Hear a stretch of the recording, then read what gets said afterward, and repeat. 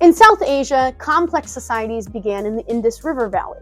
While archaeology does provide powerful insights to their culture, little is known about this early city-state because no surviving readable language exists. Most of what is known comes from Hindu oral traditions and archaeological evidence. Perhaps surpassing their prehistoric counterparts around the world, Indian women enjoyed a comparatively high status during the early Vedic period.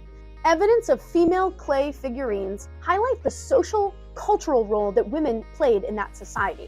The hairstyles, ornaments, and dress clearly indicate the prominence assigned to women at that time in what appeared to be a nearly egalitarian society.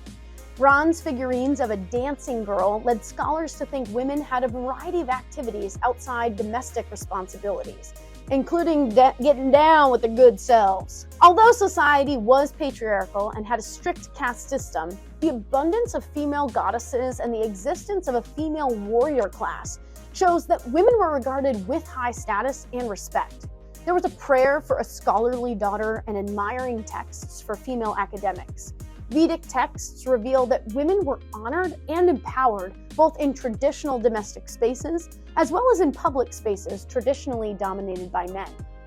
Across the world, women's lives in River Valley civilizations were changing rapidly as societies settled and developed more sophisticated systems that often pushed women into subordinate status.